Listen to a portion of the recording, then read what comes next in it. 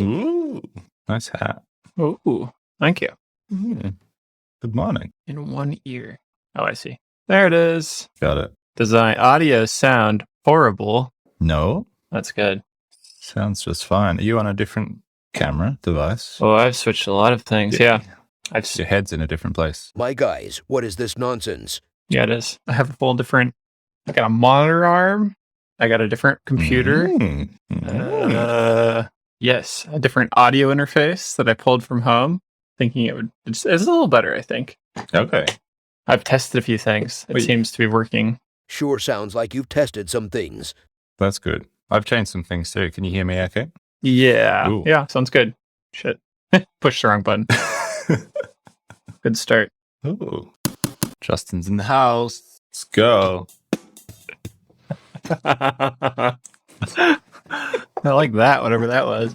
It's like the generic Casio samples. I like that even better, actually, that it's generic. Oh, yeah, we should start this, huh? So generic. I always forget that there's a button to start the recording up there. Clappity clap. I don't know. I just hear it. I hear my slow internet in the recording. It's like your response time to something I've said is like fairly seamless. But then my response, maybe I'm just slow. Maybe it's not the internet at all. I guess I didn't consciously do that before. Maybe I'm not sure. All right. Yeah, this is good quality stuff here. It's coffee time. How's your week? It's good so far. I was kind of like in a little bit of a weekend hangover with some visitors. I always feel like I need like a weekend from. It's always great to see people, but it's like you don't get your normal like recuperation time or something. I don't anyway. Yeah. But so that was good. This week we got in our duck towers early, which is cool. And so we've been like finishing up the packaging and trying to get those out the door by the end of the week. And when you say you got them in, you got the metal parts back. Yeah. Yep. From powder. Mm-hmm. Yep. Yeah, they were made. Do you have much processing or assembly to do on those once they come back? Not a whole lot, just unpacking them and then like we put that claw part together just because it's less pieces. Pretty straightforward. Ricky's been handling most of it, and then I can help with packaging, and I make the guides, stuff like that. So I'm still working on that part, and packaging is actually kind of cool. I'll probably post something about it. First it was just like throw it all in a box, and then I was like, well, I don't know, let's try and figure this out. So we've been like working on how to put those pieces in without them turning into little projectiles inside the box as they get shipped, metal parts. And then now it's become a whole like laser cut cardboard insert where it folds through and bends around it, and that'll be pretty cool. Ricky spent a decent amount of time yesterday working on that. Hang on, do you have a laser? No. But I would like one. I'm starting to think about it. Yeah. Design the Everything posted about getting one, and he's been making packaging prototypes for his Kickstarter, and I asked him about it. I was like, where did you get that? Now you've tickled my interest. Like, I've always just been like, yeah, I have good friends that have lasers in town, and I don't need one. They're expensive. But then, like, his was quite affordable, and it just made me think. And now we're toying with that idea, but we'll see. I don't want to spend the money on at the moment, but I did a little research, and they're pretty affordable. Like if you get like a Chinese one. Yeah, that's what I was thinking about getting early next year. But just this week, I've rearranged things in our budget. I actually pulled the laser out because we've got a friend with one, which was a very similar model to what I was thinking about buying. And so we had him run some parts on those laser engraved seat pads that we've been doing for Kidder Colin. And the result's great. Really happy with the result. But I was a little shocked by the cycle time on those parts, and it kind of made me reconsider whether it was the right approach, because in my head I was like, it's going to be so much faster than us engraving, custom artwork and text details on the CNC. We can just like quickly throw stuff in there and brand things really quickly. But then when I heard what the cycle time, that's quite a big part, to be fair. But when I found out what the cycle time was, I was like, oh, maybe it's not the solution to all our branding needs. I think I've always been a little bit sour on the fact that you can't engrave wood with a fiber laser, like those high-speed mirror. I know. They're incredible. They're so cool. I was surprised by that too. It's interesting to see how long it does. It does take a long time to do raster engraving, like when you're not just cutting. Like the scanning. I mean, I suppose you could like upgrade. I don't know if this is true, but you could upgrade your power and thus not need to spend as much time. I'm not sure. That's probably not true. My friend has Trotex, and he always talks about how fast they are compared to others, and they're also like a $30,000 machine. So yeah, that's what different. That was Josh's response as well. Is like, oh, we've got Trotex at uni, and they're amazing. Like, that's all very well. Yeah. Mm-hmm. Yeah. I've never had any interest in competing in a market of laser cutting. It just seems tough, and the projects are smaller dollar wise, and I don't really have any passion for laser cutting. But then all of a sudden I was like kind of thinking about it more like a 3D printer, like, well, I'm not gonna do this for other people, but as for as I'm thinking about how we're gonna package all of the, what do you call them, the ATC stuff, I was like, oh, actually that could be pretty great too, because drag knifing has proved real poor quality. I just don't like how it comes out. I'm sure you have a way better system with your knife machine, but just the drag knifing itself is just, it's real hard to make the cam for it. Still, it's imprecise, and I don't know. I've never had success, so but it's sounding more and more enticing.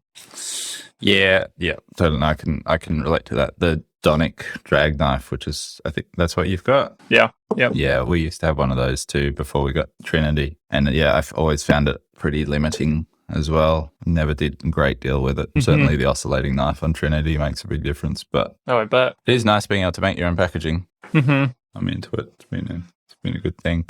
We've been a bit naughty. We've never priced it into our products. And it's not the fastest process when you're like cutting a full sheet of, 12 by 24 sheet of cardboard into a few cartons. It takes, 10 minutes or something. Does that crease cutting too? a whole lot of cartons. No, I don't have a creasing wheel. We just score like half depth, and that works pretty well. The creasing wheel is going to be like $1,000. So when I saw that, I was like, well, I'll make one day. But for now, the scoring is working just fine. Yeah. But yeah, we'd never really priced in that machine time, I think, because previously it would just be someone with a Stanley knife at a bench, like hacking together some shoddy box. Yep. And so it just still feels like bonus time. So if the machine's quiet, then Trinity gets to cut packaging. But yeah. So you can say, back to lasers. I have thought about trying to add a laser head to the pencil sharpener, because the Masso Control's got a laser output, I think, but that'd be pretty fun. But eat up some machine time too. I mean, I think it'd be worth it for it to be all in one versus having a secondary process on another setup and trying to get that dialed in. Like you'd have it way more precise. But yeah, true. All the lasers, like we were talking about, the Shop Saver has add-on. I think it's this company called JTech, and they're like 7-watt lasers or something like that. Or just like it's like a toy, basically. I don't know what that means. It's little. Okay. Yeah. So like a standardish CO2 laser, from what I remember using in like school, was like 100 watts, I think. Okay. And that'll cut through like 12 mil, probably like basswood or, say cardboard pretty easily. Yep. Acrylic. Whereas a 7-watt, I don't know. It just doesn't seem feasible. Like it's for marking, obviously, like quick markings. But anyway, I don't know.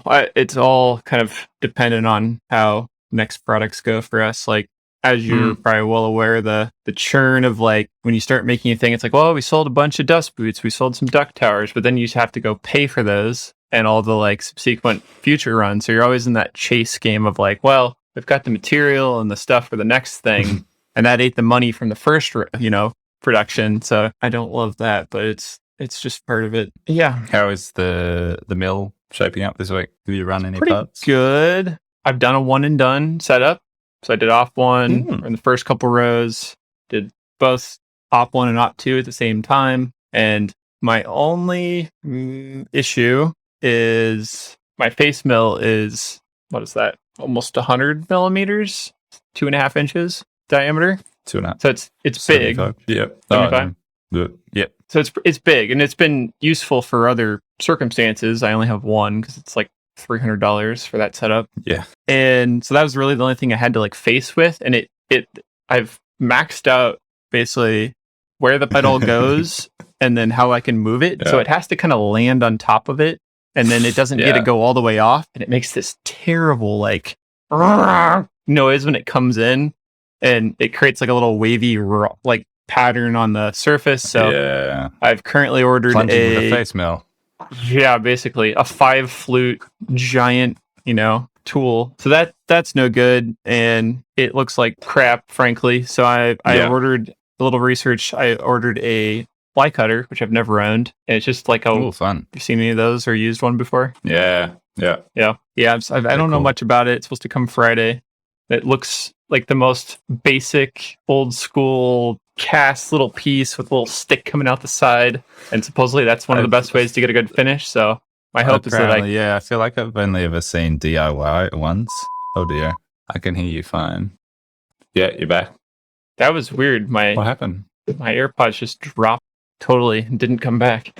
Anyway, so that's supposedly one of the best ways to get a decent finish. And other than that, I might just end up going to an end mill facing back and forth, which I was kind of looking for more of a like grass pattern look, to like the finish. Like, if you go back and forth with end mill, you get that like stripey look. I was just trying to get like one nice, since they're not giant parts.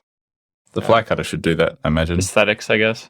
Yeah. I still may be tight. I basically have to like land it perfectly, align everything so it can land end off. And I have like very small, like a couple millimeters on either side of that actually happening with this thing. So yeah, cool.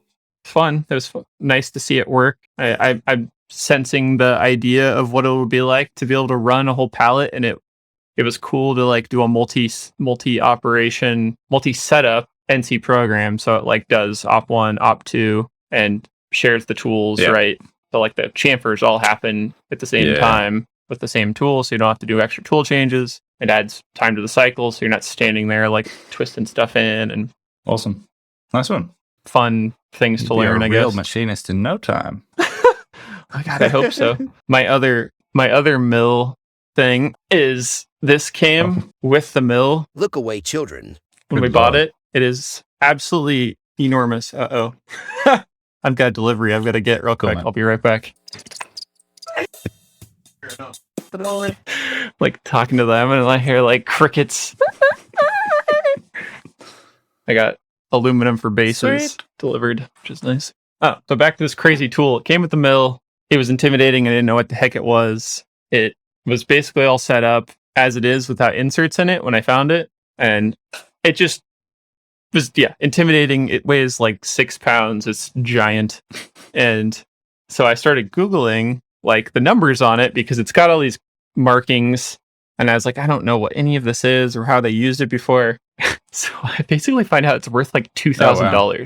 Crazy pricey, and made for, it's got like anti-vibration capabilities somehow inside of it. And what's cool is it's all basically Kennametal setup, and you can build these assemblies on their website, and then they let you download like a step file that you can then put into Fusion to do like simulations, so you don't have to build your own assembly. So I've got that figured out, which is kind of cool. What are you going to do with it? And I'm going to use it to do a little bit more material removal. It's like on the backside in particular of the bases, we need, I don't know, it's something like 150, like 0.15 inches has to come off. I was trying to do it with the face mill, and that was really also interesting noise-wise. I was just trying to minimize my tools, but I think I'll use that to kind of remove the material quick. It's like an inch wide. Geometry? It's got radius corners on these inserts. I got a bunch of inserts with it too, and they're worth quite a bit as well. So it's definitely not really like a finishing thing, which is kind of perfect for what I need that. And I was also considering, since I don't really have any other like hogging tools for the mill, I was going to get an inch like kind of insert tool like this. So ironically just had it sitting up on the tool holder, and I was like, oh man, maybe I should try that thing. Awesome. Turned out to be a sweet deal. Don't crash it. Yeah. So it's up to you. I blabbered for a while there. No, all good. I'm here for the therapy session. Does that start at 6:30? Is that right? Yes. Great. I had a challenging conversation yesterday, which I'm going to talk about because I'm going to talk to the person about it today. Yeah. And I know they listen to the podcast. So by the time they hear this, it will have all been beautifully resolved. I see. Ready? I'm ready. Whoa. Dark mode. Wow. That really sets the stage. Jesus. Sorry. Oh, I'm sweating now. declammy my hands. No, I had a challenging conversation yesterday, which kind of made me think. So, as you know, Aaron's been taking all the quoting load, and we had a chat. It's a bunch of leads that have hung over from when I was doing most of it, and some of them are pretty old and stale and whatever, but there is one that we're chatting about yesterday, which is a nice juicy lead. We've been specified to do a whole lot of towel rails for a development, like 50 apartments or something, so quite a big job. And when I was chatting to the interior designer months ago, in my head I was imagining like some cool dowel, using the pencil sharpener, doing like threaded timber dowels that interlock and make a sort of ladder structure. Anyway, Aaron's now got that lead in his sales role, and he's dealing with it now because the builder's come back with the specification and wants an updated quote. And we were just chatting about it, and I was showing him what I'd sort of sketched out in terms of my thinking around how I would approach it. And then we very, very quickly got into a spot where he was like, oh, that's not going to work. That's too hard. That doesn't suit our processes and systems. And I was like, oh, but if we don't do it like this, it'll just be like a really boring generic object. And then I was like, cool, what's your lead now? So, you do what feels right. You quote it how you want to quote it. But afterwards I was thinking about it, and like there's a tricky balance there, I think, of the way our business is structured. If you're quoting all the jobs for the business, you kind of determine the output of everything we make to an extent. Mm-hmm. And so, my default, not on every job, but my response to that lead was like, oh, that's kind of an interesting, not product development opportunity, but like I can see something there which would be, yes, challenging to work out, but could be a really beautiful result, versus kind of wanting to play it safe to ensure that we quote and then make something and still make a profit and make a strong, good thing. I don't know. There's tension there between wanting to sort of innovate and challenge ourselves and play it safe and ensure that we, support the business. I don't know. I'm not articulating that very well, but something I want to explore further. That's one of the hardest things about handing over that position. Every part of the chain is seemingly important, right? Like if somebody's doing a bad job making the product and that gets sent out, it's almost as bad as not winning it. And certain, it's reputation, it's sure the money, end of the day, still for the rest of that job. Like we were talking about a while back when I think we came up with that like idea that everybody feels like their thing is special. Yeah. And I think that's incredibly true still. I've thought about that a lot. And part of why it's so hard to hand it off is, there's no other way to say it, that you made it how you wanted it to be. And, in my case, I've done the same. Doesn't mean that I'm the best one to do it, but set some kind of standard for what that was like. And it can be, if they're improved, it can be carried on. But there's also I was just thinking, you can hand over the reins, but you can still set the goals, the vibe of how you want those things to go still. Totally. Right. Yeah. And especially in terms of, I think you want to be known as somebody that does innovative things, not just copy paste, especially considering how much work you do as a designer for clients instead of just output. I think that seems more along the line. So to me, it sounds like what you were saying is probably true and right for what you do. And that's tough to not hand over and, say that you're the lead. They're the lead of. Yeah, and that's on me to define that and hold people to that. And I suppose we're on a new path of discovery where we're finding things that aren't defined. And that was like, I was immediately uncomfortable in that conversation because I was like, this is new territory. We haven't defined who wears the pants in this situation, so to speak. And I at some level, I'm being precious because I think it was my lead initially, and then circumstances meant that I ended up in a spot where I wasn't quoting that job. I'm being a little bit more precious with it because I had this image in my head of how I could resolve it and how I thought it might be a nice object. But at the end of the day, some jobs just have to be just copy and paste. We can't innovate on every lead, otherwise we'll just go nowhere and be out of business in no time. So yeah, it's always going to be a balance. But I think at the end of the day, it's on me to define, as you say, the culture and what's what's important. Those decisions in the moment are always, it's like, that's why there are professional executives that are good at that kind of stuff, I swear, because like you're you and I don't make those kind of decisions. I'm usually like, let me go home and think about that. Like No. I try to like I'm not, making that decision right there usually. Anything that's difficult like that, or like when somebody goes, talking about a positional change or something, it's like I like to take in the information and consider it first before making a commitment. Yeah, absolutely. Yeah. So that's been interesting, and we'll no doubt have a chat about that today and explore that a little bit. Be good. And then onwards. Just what else is happening this week? Just continuing the slog of very slow web sales and pretty slow sales in general, actually, on the custom side of things as well. We're well down on targets this month. Yeah. And so need to crack on and make some follow-up calls, get on the phone, try and chase up some work. Yeah, we're not. Everything's slow again. Yeah, damn. Interesting. And listening back to the last episode, I said something like, feels like I have to keep, throwing up a new piece of content to like make things happen. But like the actual truth of how we get sales doesn't usually end up being, it's not direct from like, Instagram, but I'm sure somebody's like seen it there and been influenced by that. So I think it's still necessary to kind of keep making new content around those things. But yeah, I mean, the dust boots really slowed down. We were doing, 5 a week the last few weeks, which was really good. Wow. Cool. And awesome.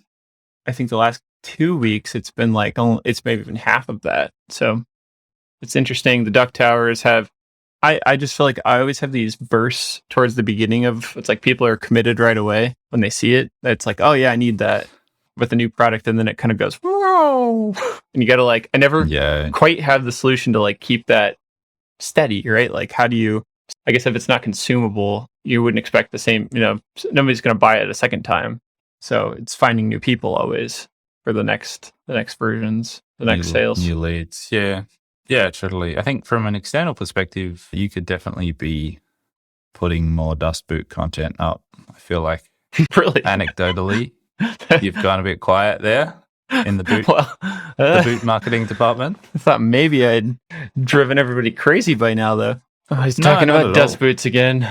Yeah, I do exactly the same thing. So I'm just trying to give you external input of like, might feel like that, but it doesn't look like that from here. Like, keep pushing it out. Keep reminding us why they're good. Yeah. I think it's, definitely going to come back around especially in relation to the pedestals being ready, which I'm hoping are next week is launch the pre-sales of those. So I've got to finish up a few more things. Cool. And get them on the machine, and then we're going to shoot video and get that going. Yeah. People keep asking about them, and I don't want it to stretch out. So that's my October product for sure. Awesome. Nice one. Do you have something coming out? I don't remember what you said. You were gonna the threadboard. Forcing my hand with threadboard and just getting at least like a starter kit online. Not caring too much about fully resolved accessories and just doing a basic kit. So I will continue to work towards that. Yeah. We've got Ben, our production manager, is away for the next 2 weeks. So we've got a little bit of a, not short-staffed, but a little bit of a leaner team for a couple of weeks. So John is handling Ben's role as well as staying on the machine. And just means I need to be a little bit more aware of things that need to be detailed in Fusion and just on top of what's happening a tiny weeny bit more. But those guys are doing a great job of handling production, staying on top of it. So I think I should be able to carve out a little bit of time to focus on product dev next week or so. How do you? And meanwhile, keep feeding the algorithm gods more content, see what happens. Absolutely. You have other products that are of similar scale, but I've never tried to ship a package and ship something that's like a decent size of sheet of plywood. Like, how do you plan to do that? Are you just going to cardboard it and ship it? Like, do you have like oversized shipping that you would deal with then? Like, how do you deal with? Yeah, we kind of just wrap them in card, really. wrap them in corrugated card into a tight bundle and off with the couriers. They're not too bad, but yeah, you can't go too big, so the product sizes will be limited with that in mind. But they'll be panelized in the same way that this one is sort of panelized. Like, I don't think I'd do anything this big. Yeah, It'd be right. more like cubic, and they'll tessellate, and you get the shadow line right, and the grid pattern continues across the shadow line, and something along those lines. But to be honest, I hadn't even thought about it until you brought it up. Haha. Yeah. I mean, we did literally the same thing. The one to my left is full-size sheets, basically. That was kind of like scaled to fit the space. And it was like our first go at it, and then I immediately was like, that's going to suck to try to figure out how to get to people, and that's where these sizes came from. Yeah. Because it's like kind of maximizing the UPS ship size without going into oversize. Okay, so you're using a postal service to ship stuff like that. All right. It's how UPS is private, whereas it's not a government agency. So they're what we ship a lot of our domestic, basically everything. Yeah, cool. And things arrive intact. Yeah, they have been. Yeah, nice. Have you shipped any panel-based stuff like the NAC wall? Didn't get that far. I'm just going to send some prototypes like my brother, but yeah, I don't know.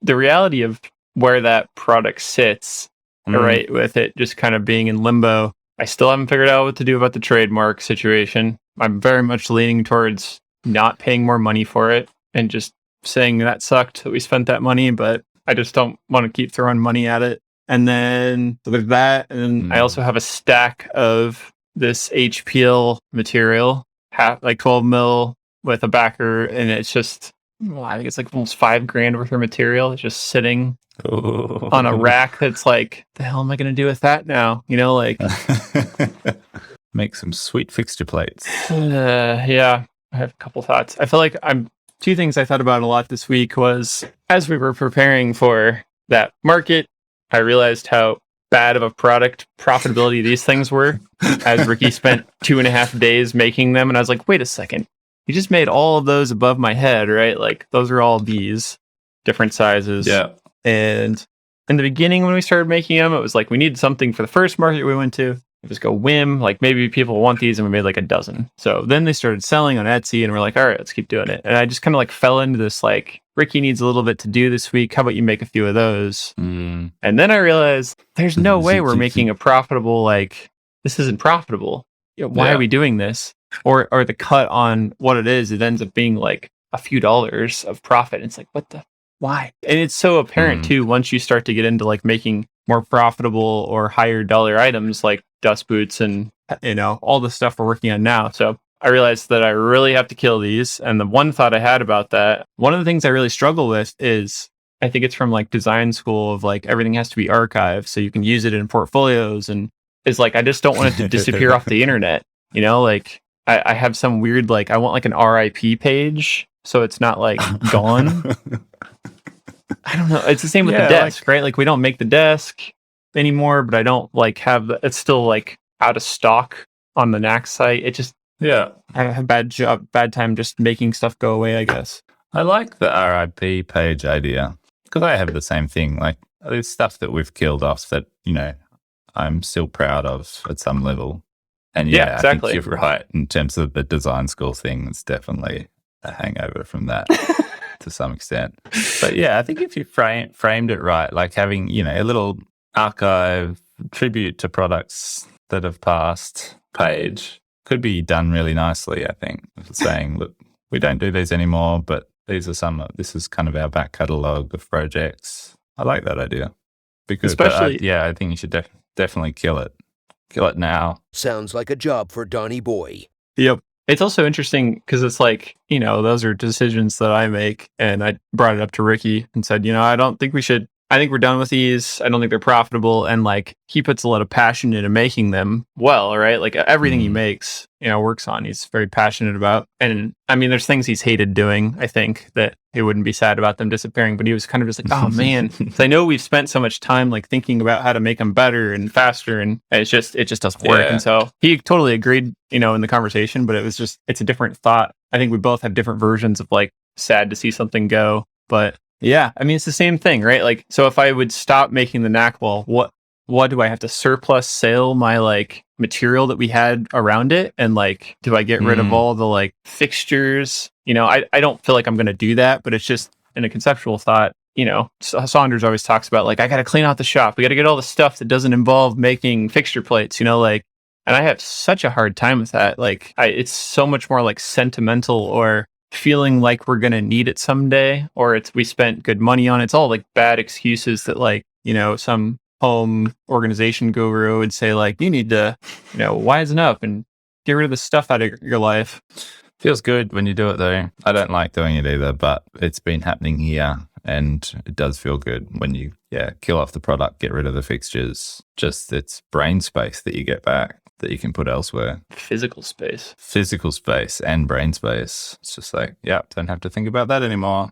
Mm-hmm. On to the next thing. And that feels really positive. Yeah. I bet it's interesting what you're saying about Ricky. Like I've had the same thing here. A staff member who's, a certain product has kind of been there. It's not that they created it, but they've spent a whole lot of time making that product and getting really good at it. And then you're like, we're going to kill this off. I've definitely had resistance to that concept before of, it's part of their sense of value in the business is making XY widget well and fast. And then you're getting rid of it. That can be a challenge, I think, in terms of their sense of value potentially. Not all the time, but I've definitely had that happen. Yeah, definitely. I mean, the easy turn there is probably like, well, you make something that makes the company more money, or it's a better deal for us, and potentially you'll find something new out of that. Right, that absolutely. stuff being gone, the wasted time not being wasted, and I think it's potentially a dangerous path, that thing of making things to keep people busy. We've done that too. And then, if you're not sort of calculating the true value or the true cost of those activities, it can be very easy to sort of end up years later going, oh, we've been losing money on this for years. Yeah, that's kind of interesting. Maybe there's a theme here. As I was analyzing the profitability of this and like other things, I'm kind of always revisiting what I think our cost is of the business, like the cost rate. It helps me to think about like, every hour, are we creating enough value? And that's been a hard, long thing to learn, and like how to calculate that decently, accurately. And somebody asked on the ShopSaver Facebook group, like how it's a pretty common question there. People buy a machine and they're like, I was the same way. How do you charge for your work? Right? Like, where do you even start? And I just winged it back when, I had no idea. And it's like, I think this sounds like a good price. And it's like absurd now to think about. So I made a post, which I'll share here if it's helpful to anybody else, but it's a Google Sheet that allows you to just basically fill in your costs. It's, to me, the best way to start with that is not telling you necessarily, but just if you're interested, you start with your cost and then figure out what you want to charge on top of that. It's the way I kind of go about it. So like a cost factor, you multiply. It's the same with like products, right? What's the cost of the product? Then you need profit on top of that, or revenue. So there's a factor to apply, and then you can kind of get an idea of like, all right, well, maybe my cost rate is this and my charge rate, as I've called it, like is this factor. It's this number. So I shared that, and I think it's been helpful to some. I would have loved to have found that back when I was... Me too. I mean, we played the like guessing, make it up game on our hourly rate for the first 12 plus years. We just made up a rate to start, and it seemed okay and seemed to work, and then just kept on just slowly putting incremental price rises on that over the years. And it wasn't until we started this business coaching process a year ago that we're like,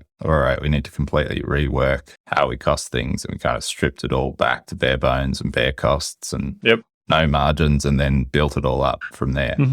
Interestingly, our hourly rate on labor actually dropped once we'd restructured that. What's an hourly rate? Our hourly rate that we charge our labor at. Might have heard that word, actually dropped when we restructured using the sort of cost plus model. Cost of materials went up in terms of the way we margin them now, but I think overall that restructure meant that we knew what our costs were, and we knew that we were charging the right amount with the right margins Yeah. It just, yeah, gave us much more clarity on what we're doing rather than the sort of like, oh, I think it's enough.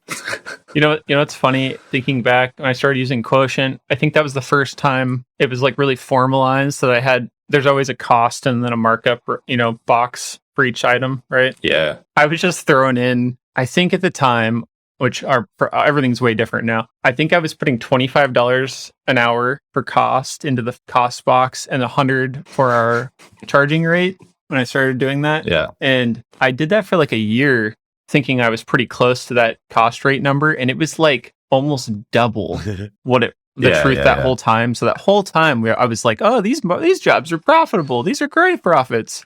And I had like completely fumbled that. And so, yeah, it's really useful to have some real idea. So like what's interesting, I'm pretty certain it's a little confusing because like I can't see the statement very well on the website, but I'm fairly certain on Friday I make the last ShopSaver payment and that drops my hourly rate cost significantly. That payment just drops us down. I thought that that it's been 5 years already, and then it's not a thing we have to pay for anymore. So that's kind of nice. Fantastic. Yeah.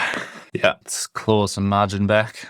Mm-hmm. It's good. Mm-hmm. Need that right now for sure. Yeah. Salesperson coming up. You need to go. Yeah. I gotta go. Cool, man.